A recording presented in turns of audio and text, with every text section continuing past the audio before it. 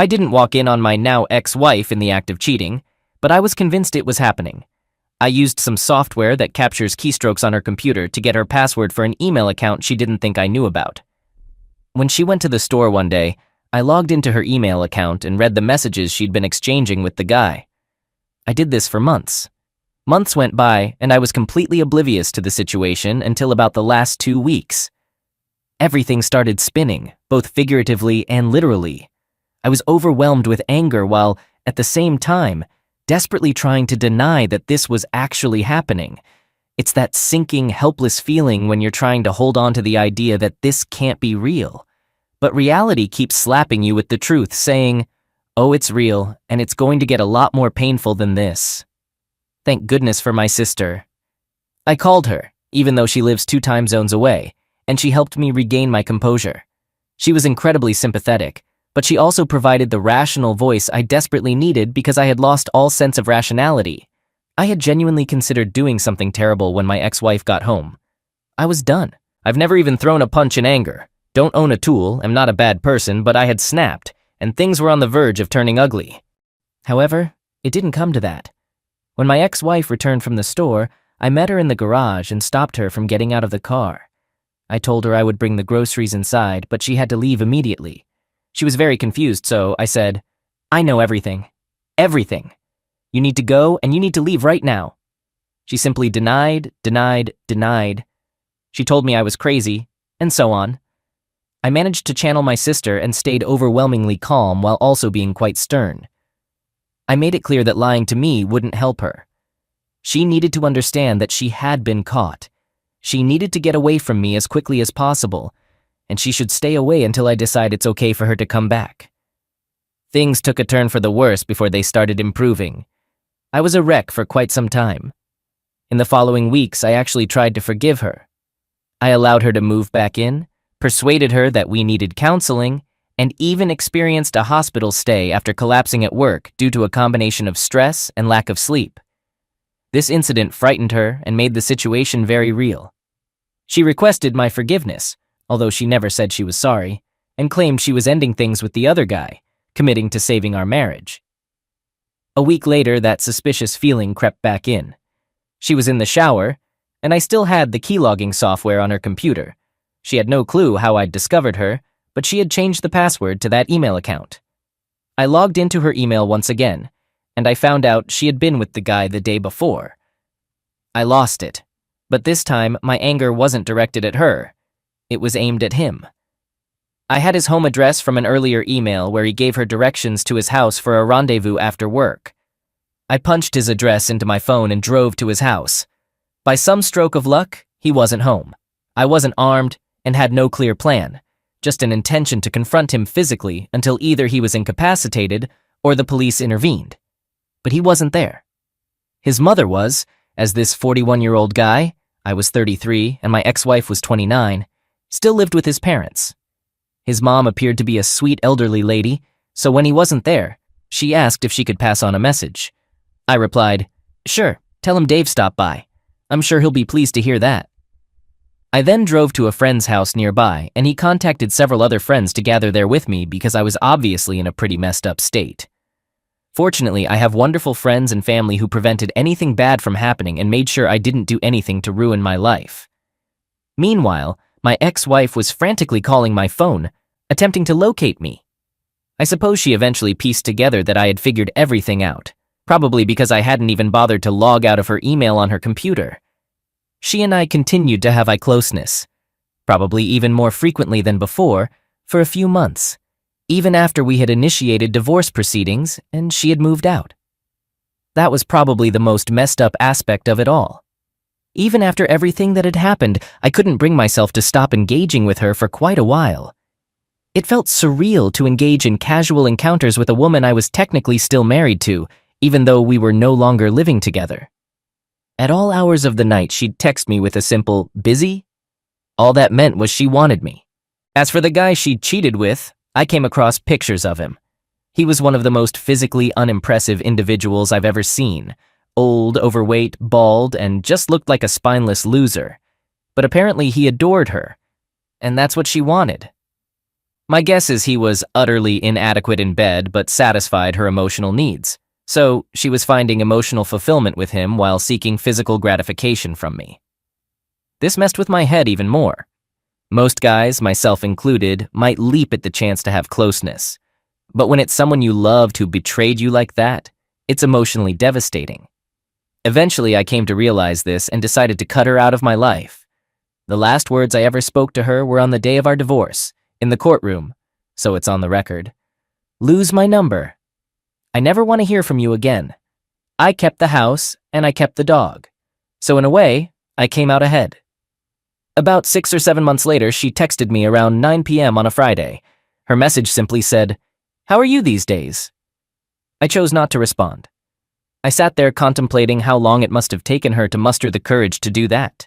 She probably had the urge to text me for days at that point, and finally worked up the courage to send that message.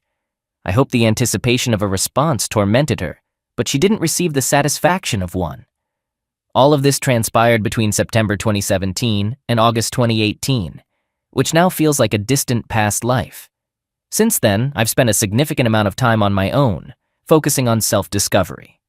I've made substantial positive changes in my life, learning how to take care of myself, which in turn has made me better in relationships. Both personally and professionally, I've achieved significant milestones. Presently, I'm in a relationship with a woman I wholeheartedly love. We've been together since June 2020, and although we plan to marry at some point, neither of us is rushing into it. In fact, we're going on a cruise together next week. I haven't had any contact with my ex since 2018. I couldn't care less about her. I've completely moved on.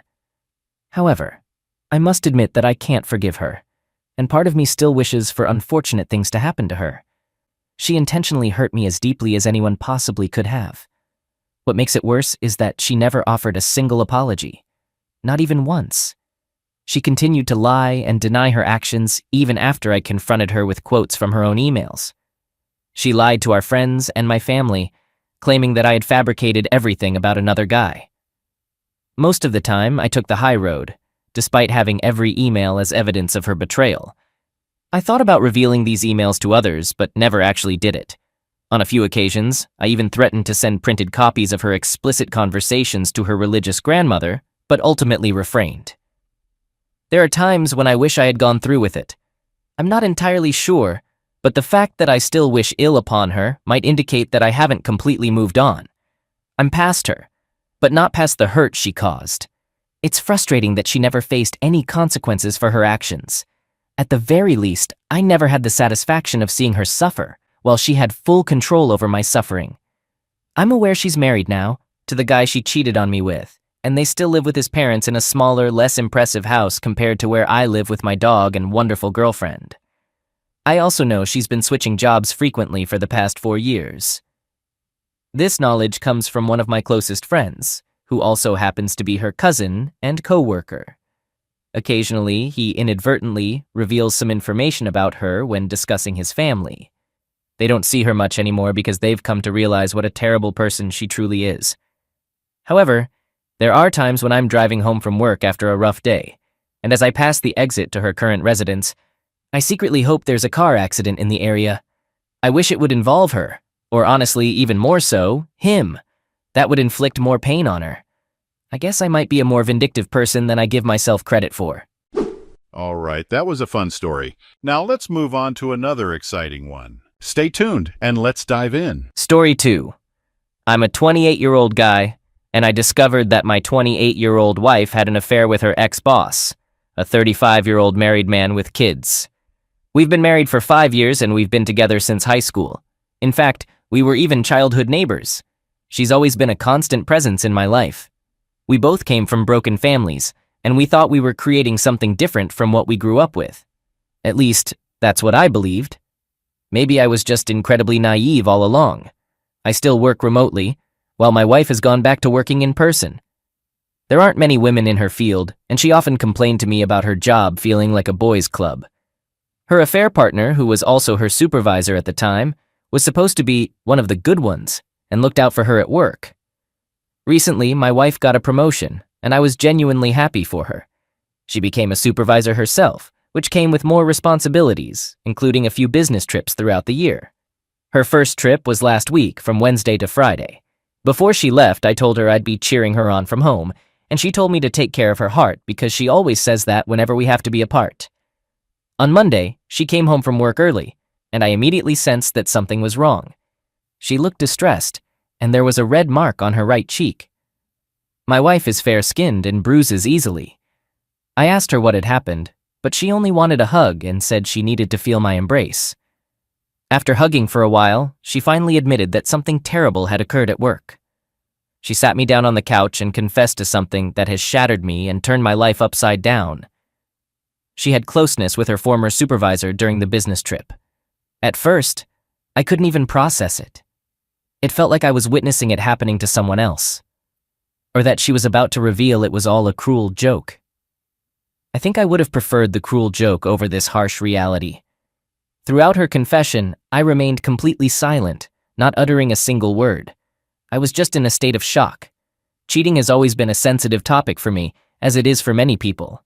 My own family was torn apart by an affair my dad had. I was the one who discovered his infidelity and had to inform my mom.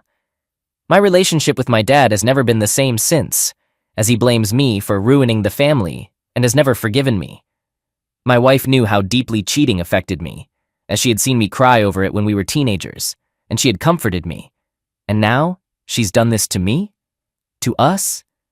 To make matters worse, it turns out the man's wife found out about the affair and confronted her husband and my wife at their workplace. It turned into a big scene, with employees and customers as witnesses. The woman called my wife white trash and even slapped her. After the slap, other employees stepped in, and the woman was eventually escorted out of the building. My wife then called her older sister, 30F, who scolded her and insisted she needed to confess the affair to me, emphasizing that I deserved to hear it from her. Still, I remained silent, and she pleaded with me to say something. In that moment, all I could manage to say was that I needed her to explain what had happened during the trip.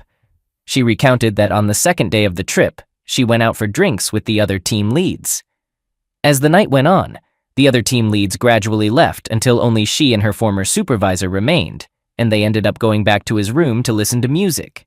He kept showering her with compliments, telling her how attractive she was, and suggesting that if he were in my shoes, he wouldn't be able to resist her. He eventually kissed her. According to my wife, she felt overwhelmed and claimed she wasn't thinking clearly. However, she allowed him to continue kissing her, which escalated to him groping her, and ultimately they became intimate. I couldn't bear to hear more details, so I abruptly got up from the couch and told her to stop. She extended her hand toward me, but I moved away, instructing her not to touch me. She broke down in tears, offering profuse apologies and pleading for forgiveness. She kept emphasizing that it was the gravest mistake she had ever made, expressing self-loathing and wishing she could undo it. She repeatedly professed her love for me, insisting that she loved only me and that alcohol had clouded her judgment. I informed her that she needed to leave immediately, urging her to call her sister to come pick her up. She got up from the couch, crying even harder, and attempted to hug me, but I distanced myself once again. She begged me not to take this course of action, making promises like quitting her job, granting me unrestricted access to her phone, and proposing that we undergo counseling. I couldn't hold myself together. I told her that if she wasn't going to leave the house, then I would. I didn't even pause to pack a bag or anything. I simply headed for the door. She grabbed my arm, seemingly trying to prevent me from leaving, and continued to plead with me, emphasizing that after everything we'd been through, this couldn't be the end of us. Update. Yesterday, I decided to reach out to the other betrayed spouse. I felt it was crucial to hear her perspective to gain clarity, as she wouldn't have any reason to deceive me or hold back information. I located her Facebook account and messaged her on Messenger. She responded in less than 10 minutes and offered to video call right away. I promptly confirmed my availability. With just one glance and no words exchanged, it was evident that she was going through a similar ordeal as me. She mentioned that shortly after being escorted out of the workplace last Monday, she actually attempted to get in touch with me, but couldn't find my contact information. In fact, one of the last things she told my wife was a threat to inform me about the affair. As she recounted this, all I could think about was how my wife hurried home that day, and how her sister insisted that I needed to hear about the affair from her. I inquired if she knew more about what happened during the team lead trip, or if it was indeed just a one-night stand. I also asked how she found out about it. What she shared with me confirmed my worst fears. The affair had been ongoing before the trip, and she had documented proof in the form of text messages that indicated an intense emotional affair. OBS shared all this with me through screen sharing, and I could hardly keep my composure. She explained that back in January, she noticed her husband becoming distant and disinterested in their relationship. There were instances when she saw him texting my wife, but he dismissed it as work-related conversations. The day before the trip, she visited the workplace to drop something off that her significant other had forgotten. She found my wife in his office, standing closely together, joking and smiling. The atmosphere between them seemed flirtatious. When they noticed her, they quickly separated, and my wife appeared panicked while her husband attempted to act nonchalant. It was at that moment that OBS became certain something was going on between her husband and my wife, but she chose not to confront it, wanting undeniable proof that her husband couldn't deny. After the trip, her significant other became even more distant and dismissive. That night, she waited until he had fallen asleep and then checked his phone. She went to his text conversation with my wife, where everything was laid bare, explicit texts exchanged before the trip. It began as emotional infidelity, with some messages from the other man stating that he couldn't concentrate at work whenever my wife was around. In these texts, it was clear that the other man was the one pursuing my wife, but it didn't make much of a difference because she never rejected his advances. Some of the texts before the trip had the other man blaming his wife and venting about repeated miscarriages. It was truly disgusting the way he spoke about her to my wife. He repeatedly mentioned how he might need a woman like my wife. There were texts from last Thursday night with the other man inviting my wife to join the team for drinks, and texts he sent her the following morning that strongly indicated they had closeness. At this point, my wife hadn't replied to him since Thursday night. I didn't think it was possible for me to feel any more pain, but here I am. The other betrayed spouse mentioned that it took all her strength to remain calm because she didn't want to wake her twins sleeping in the other room. She decided not to wake her husband or confront him right away. In her heart, she had already moved on from him, feeling that he had crossed a line that couldn't be crossed back. She confessed that she was angrier than she had ever been in their marriage, and she was determined to hurt him in the same way he had hurt her.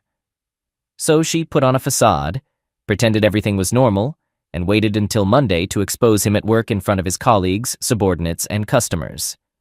She explained that this confrontation had been building up for a while. It happened by chance that my wife was at work that day too. When the other betrayed spouse saw my wife with the other man and another coworker, she decided to confront my wife as well. My wife attempted, unsuccessfully, to get her to calm down. The other betrayed spouse then mentioned that her husband had shown no signs of remorse, only anger at her public outburst. I learned from her that the other man was fired the day after the confrontation. She also kicked him out of their house, and she shared that one of the most challenging aspects was explaining all of this to her twins. I understood this, having witnessed my own mother do the same after my father's actions. She said this entire ordeal had revealed her husband's true character. Despite her husband pursuing my wife, she believed my wife still played a role in the affair, and as a woman, she had no sympathy or respect for my wife. I reassured her that I didn't fault her for feeling that way. She had every right. Surprisingly, she even apologized to me for her husband's involvement in the affair. I was momentarily speechless and then apologized for my wife's part. She mentioned that we were now both members of a club we never wanted to join, a club our significant others had forced us into. She inquired about my wife and me, and I informed her that I wasn't currently living with my wife. We wished each other the best, exchanged numbers, and left the door open for future conversations. Part of me felt a sense of satisfaction that the other man was losing everything, his job and his family, and perhaps he was experiencing suffering as well. However, I wasn't proud of that feeling. Simultaneously, I felt immense anger toward my wife for what she had done to us, for breaking our vows, and for jeopardizing my health. We had love after she returned from the trip, and the post-trip texts suggested that protection may not have been used. I am aware that I need to re-establish contact with my wife to discuss the information provided by the other betrayed spouse and request a timeline. Update. Hello everyone, here's an update on the situation. I've been maintaining light contact with my wife. She texted me about her post-suspension meeting and an hour later informed me that she had been fired. She still appeared the same as on Sunday. She mentioned that she had completed the timeline, and I told her I would come over tomorrow. She expressed that writing the timeline was one of the most challenging tasks she has ever undertaken, second only to our current separation. My mom offered to accompany me for support, clarifying that she wouldn't enter the house but would wait in the car. I believe she was concerned about my well-being during the drive back. I accepted her offer, and we drove to my wife's location. She was waiting for me inside with a 2-page document. She appeared anxious, and I sat beside her on the couch, reminiscent of day. I asked her to read the timeline, which surprised her, evident by the fear on her face. We have always been in tune with each other, and her fear only intensified my anxiety. I explained that I needed her to do this for me, and after a moment she complied. It was crushing on day, equally crushing when I spoke to the other betrayed spouse, devastating when my wife admitted to the emotional affair, and it remained just as crushing now. The timeline covered the period from when my wife was hired until today. It outlined how her friendship with the other man began, the workplace culture, and how the other man presented himself as different. While he engaged in jokes with the guys, he didn't participate in the nonsense and maintained his department effectively. He started looking out for my wife and went out of his way to ensure her work was acknowledged. A friendship developed, and the other man began venting about his home life, with my wife becoming a supportive listener. He would inquire about her life, and it seemed like he was probing. She shared details about her mother's relapse. He became more outspoken in venting, and she regrets not speaking up earlier, but her perception of AP as one of the good ones clouded her judgment. At work, co-workers teased her for being AP's favorite, among other things. She didn't share this with me because, at the time, I was dealing with issues involving my dad, and she felt her problems were insignificant in comparison, not wanting to burden me. Instead, she vented to AP, which kick-started the emotional affair, and now AP was privy to problems I knew nothing about. Learning this was painful because we had always maintained open communication. There was nothing we couldn't discuss. Regardless of my own concerns, she was my top priority, and I would have been there for her. We were a united team. AP began flirting at work and via text messages, and she reciprocated. He mentioned an upcoming promotion and expressed his desire to ensure she was considered because she was one of the top employees. After the promotion, he hugged her, marking their first physical contact, and humorously suggested she could thank him later. During a team outing for drinks, they separated to their own table, where he vented about OBS and his children. They proceeded to his hotel room under the pretext of listening to music and continuing the celebration of her promotion. He played music and commented on the view from his room. He pulled her close and engaged in some dancing, repeatedly expressing how attractive she was and how he wouldn't be able to resist her if he were in my shoes. Eventually, he kissed her, causing her to freeze up. Her thoughts shut down, and her emotions were absent. AP began touching her, leading to closeness. She did not have a peak, and AP finished quickly. He remarked, "That was quite the celebration." Subsequently, he fell asleep. She discreetly left the bed and returned to her room. She immediately entered the shower and vigorously scrubbed her body, but she still felt tainted. She didn't sleep that night, spending it in tears as she thought about me. The following morning, there was only one meeting scheduled, but she didn't attend. AP called and expressed disappointment about missing another chance in the morning. She was providing minimal responses, and he inquired if something was wrong. However, she lied, claiming to be hungover. He offered to cover for her at the meeting and suggested the idea of extending their stay by another day. She was terrified of telling me what had occurred because she understood that cheating was an absolute deal-breaker for me. She devised a plan to end the affair by limiting her communication with AP to work-related matters. Upon reuniting with me, she returned home early, burdened by guilt but acting as if nothing was amiss. On Saturday morning, she initiated closeness in an attempt to cleanse herself of her actions, but she only felt worse because she had been with AP without using protection. On Monday, AP took her aside, and she told him they should leave what happened in the past, acknowledging it was a mistake.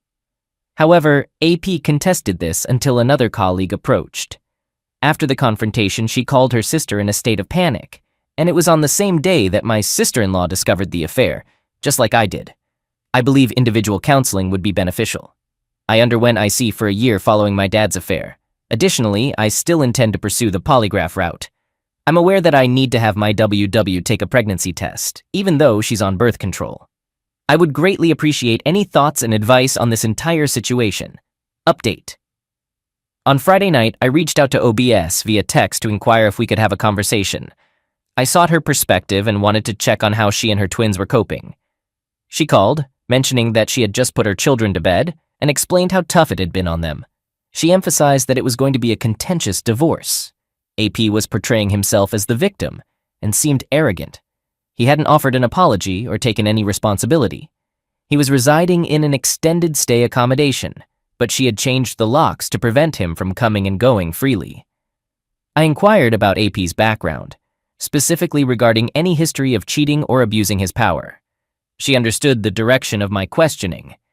She mentioned suspicions of past infidelity throughout the years, believing that a woman often senses such things but lacks concrete evidence that he couldn't deny. She thinks he became overly confident and careless with my WW. There was one incident 5 years ago at AP's previous job when a coworker reported him to HR for retaliating against her after she rejected his advances, but no consequences followed. She was labeled as a difficult employee who was frequently late and was dismissed as bitter after AP wrote her up. OBS admitted that she ignored the warning signs at that time because she was pregnant. There were no further allegations, and he had a strong reputation. It took me a moment to process this information. I also asked if AP had provided her with a timeline, to which she responded that she didn't care for one because she simply wants a divorce. She inquired about my decision regarding my WW and suggested her attorney's services when I was ready, or for a consultation. I accepted the information and expressed my gratitude. We briefly discussed life after day before ending the call. My anger towards AP intensified.